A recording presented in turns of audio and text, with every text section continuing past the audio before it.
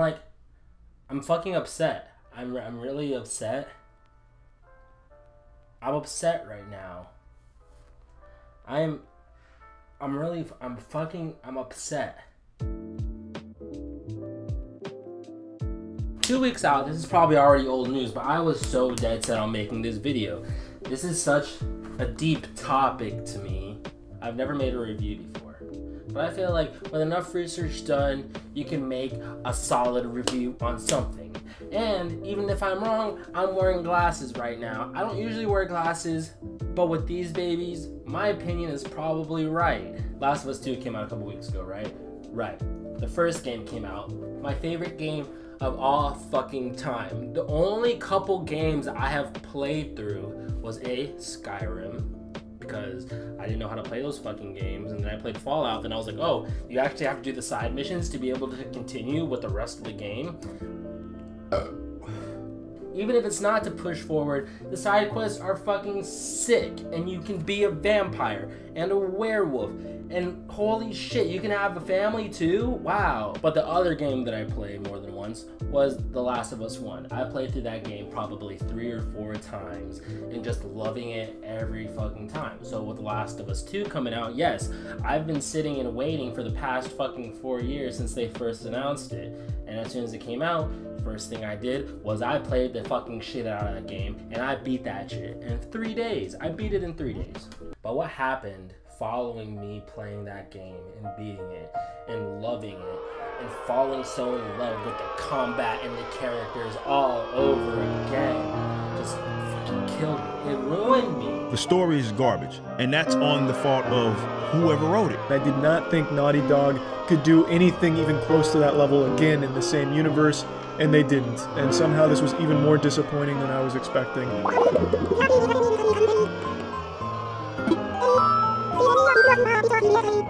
I was so mad. I was screaming at my TV, and my roommate's like, Trey, shut the fuck up.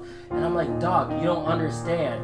It's a video game. And he's like, it's a video game. And I'm like, it's a video game. Thomas, I'm being cringy right now. So the week following, I watched a lot of reviews on it, and yes, I saw on Twitter, I saw on Instagram, I saw on YouTube, I saw on TikTok, I saw on Club Penguin, I saw on RuneScape, I saw on Habbo. Everybody hated the story. Everyone was so mad. I'm not trying to convince people to transfer from I hate this fucking game to I love this fucking game more than anything in the world. Because my friend told me, hey, the one thing about reviews, the one thing about your opinion, the one thing about arguing with people in general, especially with things as subjective as art forms such as movies, books, shows, or video games, is that you're never going to convince somebody. You're never going to fully transfer them. And that is fine. I am okay with not doing that. What I want to do is I want to make you think about it. Think about how you feel about the game. Think about not only the things that you hate about the game, also think about those little things in between the lines that you liked about the game. And also think about the things that you didn't even think about. I'm here to present those. So we're going to get this fucking ball rolling.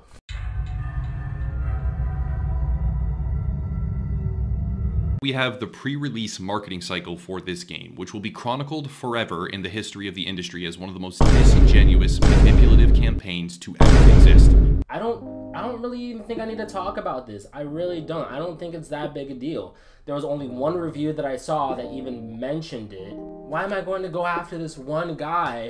Because it's not even that angering to hear. Neil Druckmann intended to deceive potential players, because the truth is that Ellie is not the only playable character. Suppress the escaping reality that the game deliberately tries to blindside you with misery and pain. And the picture begins to solidify here that nearly everything you knew about this game, except for the leaks, was a lie.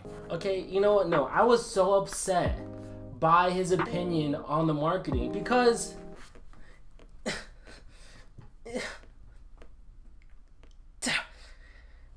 it's a business. That's what marketers do. That's what they do. Especially in a game that people have been waiting on so intensively, like The Last of Us. You're not going to put everything in the front and be like, this is what you have to be ready for. I didn't want to be ready. I still wanted to be in bed. I still wanted to be in bed. Yo, it's us, Naughty Dog. We want you to be ready. No, I don't want to be ready. I don't want to be ready. I want to experience this. Let me sleep 5 minutes longer. 5, 10, 30. Sony altered trailers with a very specific character model for Joel in particular scenes. The effect was that making him look older insinuated a much more serious involvement in the entire plot. To go even further, the trailers made no mention whatsoever of the now infamous second playable character and led viewers to believe through an abundance of marketing material that the story they would get was akin to the first truly beloved game. First of all, I would say, was he fucking not? He influenced every single decision that Ellie made throughout the entire fucking game. Secondly, same thing as last time. Why the fuck would they tell us that? Why would they tell us that Joel dies in this game? That just doesn't make any sense. Then it's like, fuck. Well, I mean, I loved Joel so much from the first game. If he dies in the second one, why would I play it? So no, they're not going to tell you you play as Ellie, but you also play as Abby. Because you don't know who the fuck Abby is. You don't tell them Joel dies. Because you don't. Just because you don't. You don't. When massive leaks were made available online, Sony and a proxy company named Muso Limited sprang into action, quite literally violating DMCA and copyright law to take down everything they could regarding the topic. I'm done talking about the marketing. Why do I even have to explain that? As far as gameplay goes, it's the exact same gameplay from fucking 7 years ago. It's the exact same gameplay from the first Last of Us. There's no tweaks, there's no improvements. It is exactly the goddamn same for the most part, with almost nothing new added to it. It kind of pains me to talk about Critical because a lot of the times I agree with the stuff that he says. But he does say some things about the gameplay that I do not agree with. When you're playing as either Ellie or Abby, you have different weapons, you have different upgrades, you have different styles of play, so you have different ways to execute each part. With Ellie, she already has that shiv off the bat, so you know what? You can just sneak up behind anybody, just ching, ching, ching, ching, ching, ching, and you're on your way.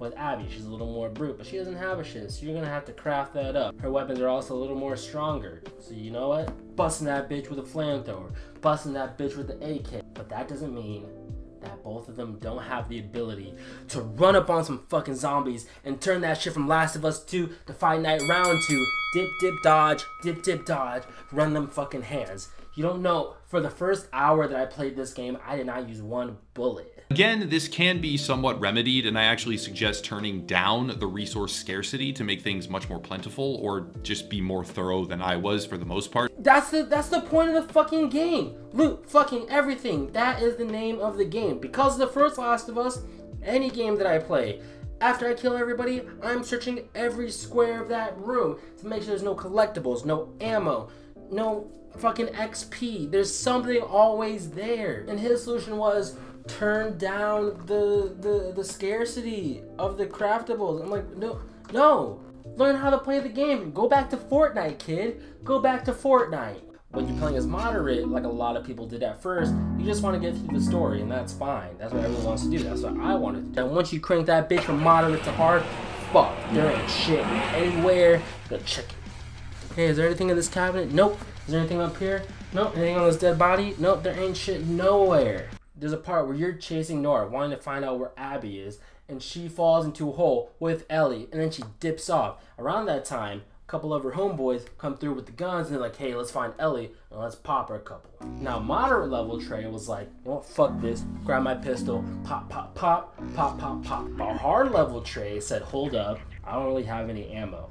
What's that sound? I hear clickers nearby. So what hard level Trey did was reach in his back pocket and pull a good old fashioned ball, and I threw that bitch, and like, psh, and all the clickers came and running, and they just whooped their ass for me. I didn't have to do shit. I still had all my ammo. One thing I was missing was a bottle, but fuck, you know what? There's one right here too, so I'm good.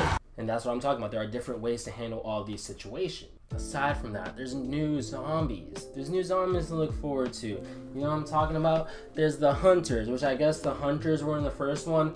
I didn't remember them, but they're here and they are fucking annoying, and those were probably my least favorite parts. Then you still have the boomers, and you have this guy that comes over and says, okay boomer, I'm a fucking chandelier, and they are twice as fucking annoying as the boomer. They just run at you and they just fart all over you, and then you're like, what the fuck am I supposed to do? And then you have a boss fight that I'm not even gonna get into because I kind of want people to just witness that for themselves. That shit took me forever on moderate. That shit took me forever. Then you have the beginning of the game when Dina and Ellie first arrive. You have this map of Seattle, which is a fucking going out of business sale. Go here, go here, go here. Find all these collectibles, find all this ammo, do all this shit so you can have what you need before you continue with the game. Like, it definitely did not need to be there in order to change the game, but it was a nice way to set the scene of what you're going to be looking at for the rest of the game. Then you have your new weapons and your new weapon craftables. Oh, you have a bow and arrow? But oh, there's too many people in a group there? You know what? Boom. Explosive arrows. There's a zombie right there, and he's a little strong. My shotgun's not going to do too much. Boom. Incendiary ammo. Oh, I don't have a lot of arrows, and I don't have a silencer on my pistol. I don't know what I'm gonna fucking silence MP40. You have more options than in the first game to be able to silently sneak around and kill these people without being noticed. And then you have the part where you can shoot them in the leg when they're the last person, and then they start begging for their life, which that part I had a little too much fun with. I don't know, I might need to see a psychologist about that one. But it's gonna sell a lot. I mean, that's just kind of what it does. Normies are gonna normie. First of all, stop making excuses for the terrible story, okay? But also, it shows the piss poor writing when you consider how he died. Now, more than anything in this part, I'm gonna be getting really mad. I'm gonna be going on a lot of rants. The biggest review that I had a problem with was Mr. Rippa 59. I don't know, Rippa something 59. I don't remember. I just remember hating. I just remember the feeling that I felt when I was watching his review. Side note, this is the part where it's gonna get kind of spoiler heavy, so if you've watched up to here, just leave. Just play the game first, and then you can come back here. So the biggest thing that not only he said, but a lot of people were saying is like, what the fuck? Why did Joel die? People were so mad to the point that they were sending death threats and death wishes and rape wishes and just this like this fucked up stuff, which I just think is stupid in general. I don't think that anything calls for that at all. You also have to take into consideration the fact that the situation that he was put in makes absolutely no sense. And I'm just using this as one big example. But you know how cautious, how like he's not going to just trust folks like that initially, people that he just met. But he does that and it ends up getting him killed. That's what doesn't make sense. So yes, from the first one, we know Joel is a badass. We know that he is so untrustworthy from the point that he's driving through and sees a guy that's injured. He knows automatically this is a trap. So why is he so easy to fall into this trap in the second one? That's easy to answer, because what we also know is this is 4 years after the first game where Joel moved them to Jackson. One thing I want to bring up is the mirroring between the first two games. In the first game is Joel and Tess walking through the quarantine zone. They're seeing people getting shot left and right and see people struggling, and you see how paranoid people are all over the place, and you know what kind of world you're living in. In the second one, you see Ellie and Jesse walking through Jackson. You see people trading stuff. You see people selling stuff, eating food, having great conversation. There's a guy teaching a baby how to fucking walk. The fucking baby's not talked about enough as one of the best parts of the fucking game. There's a baby, he's teaching the baby how to fucking walk. The point is, you can see how different Jackson is than the quarantine zone that Joel and Tess were living in the first one. They haven't had to worry about ambushes or anything like that for the past 4 years. The only thing they've had to worry about is going out, making sure there's no one infected near. They come back, they drink, they eat, they shit, jerk off, and they go to sleep, and then they repeat. They're living in a normal life now. They don't have to worry about any of the things that they worried about in the first one. That's why Joel's guard is down. The second thing is even easier to explain. Abby's running from these waves of infected and running to Joel and Tommy, who are like, let us save you. We live in this structured settlement. We see a person that we don't recognize, but she's alone and she's running from infected. Let's help her. They all run from the infected. They go to the outpost that they usually go to. They get there and realize there's no way they can stay there. They can't stay there. There's infected trying to bust down these fucking doors right now. But guess what? There's also a blizzard happening, so you can't just go back to Jackson like that shit's not going on, you know? And what's the first thing Abby says? I know a place with shelter. I have friends that have a place where there is no infected. The blizzard won't affect you because it's indoors. Come stay with us for the night and everything will be fine. It doesn't make any sense to me why you would, like, people are saying it doesn't make sense why they would go there. It doesn't make sense to me why they wouldn't. And people getting mad because he died by a golf club. That's just nitpicky. I'm not even going to address that. It's just, he died by a golf club. I don't know what the fuck you want me to say. He got killed in front of, like, his daughter figure. I thought that was the most fucked up thing. I felt like I witnessed something that'll traumatize me for the rest of my life. So, I'm just not going to say anything about it because I don't get it. Game actually tries to make you feel very sympathetic to Abby and try to make her a likable character. She's not. You hate her. And you should hate her. If they had taken those flashbacks with Ellie and Joel and put them leading up to his death, that would have had so much more of an emotional impact. It would have been significantly better. And then right after Joel's death, if you immediately went into Abby and her backstory, you would humanize her and all the people around her that you're about to go revenge to death. Now, like I said, it's not a perfect game. There are certain things that I had an issue with. One thing that Critical said that I do kind of agree with is that if the story was placed in a different order, you would have more empathy for Abby going into her part. You'd be more okay. Now, the only thing I would say back to that is I was talking to Thomas about it this morning, and he mentioned that Naughty Dog is actually doing their job by not treating their audience like they're children, like they're babies, like we're stupid.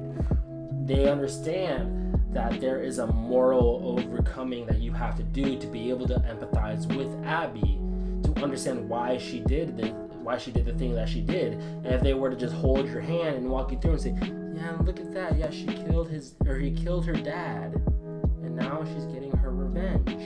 He's just saying, like, you don't have to hold your audience's hand and allow them to make those opinions for themselves, which I guess they did. Whether it worked out for them or not, I don't know. The characters in this game get introduced and forgotten. There's no background, there's no development, there's nothing. They stay the same throughout the entire game, and you barely see them, by the way.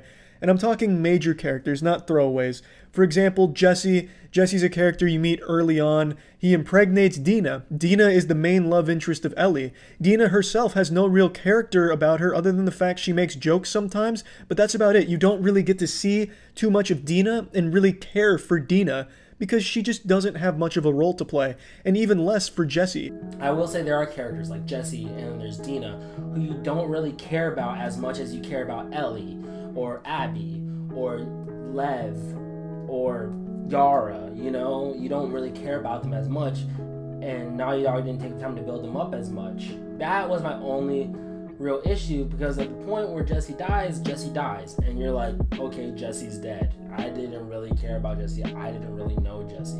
Dina leaves Ellie. Okay, well, peace out, Dina. I'm gonna go kill Abby.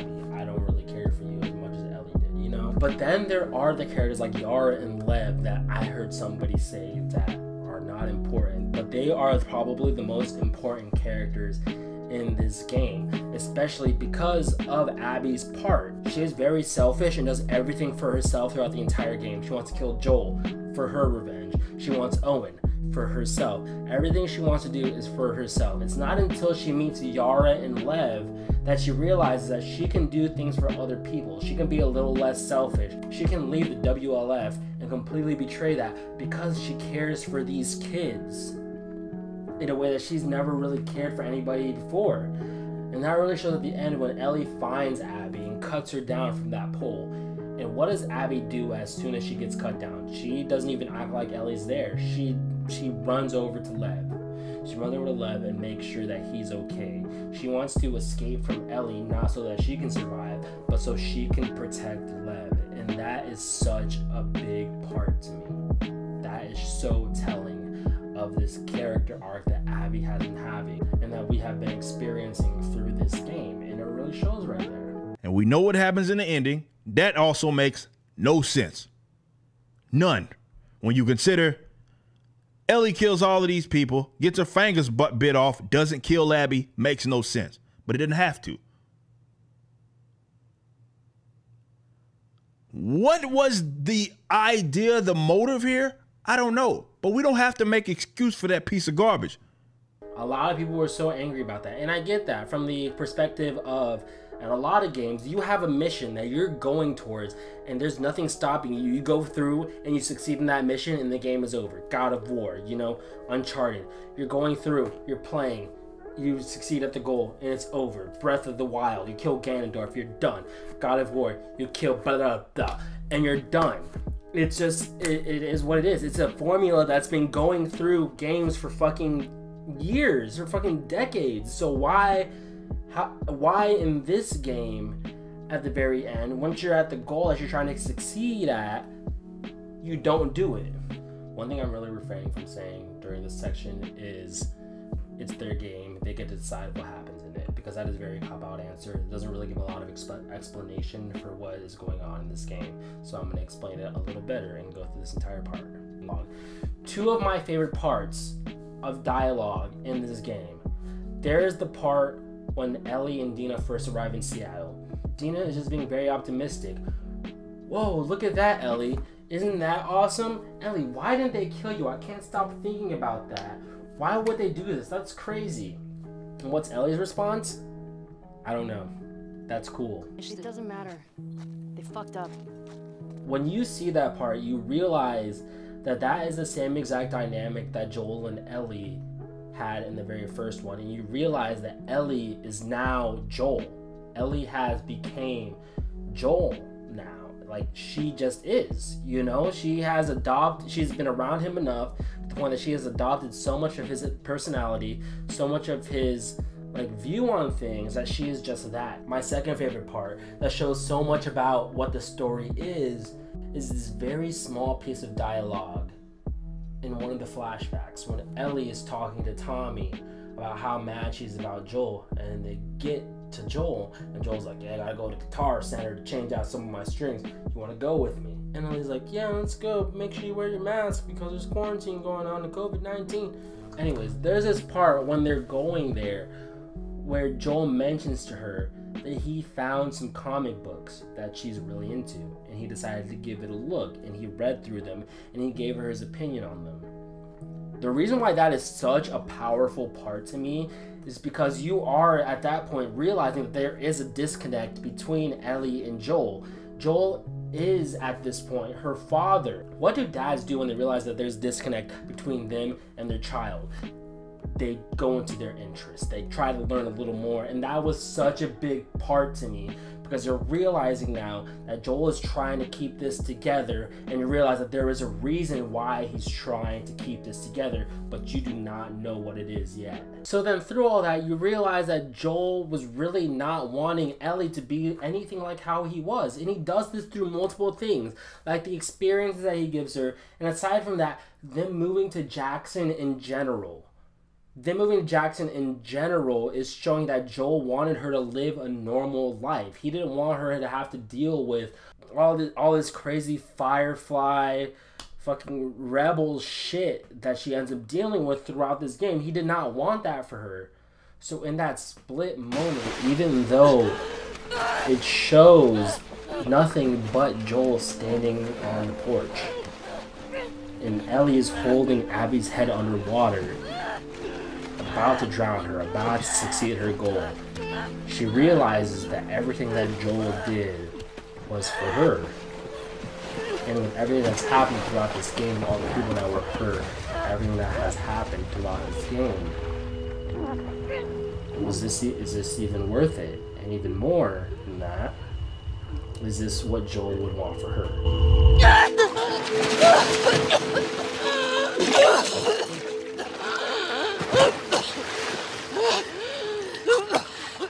And aside from that, it's their story, so they decide what the fuck happens in it. So that's my video. If you guys have an opinion on it, whether you agree or disagree with me, let me know in the comments. Make a reply video.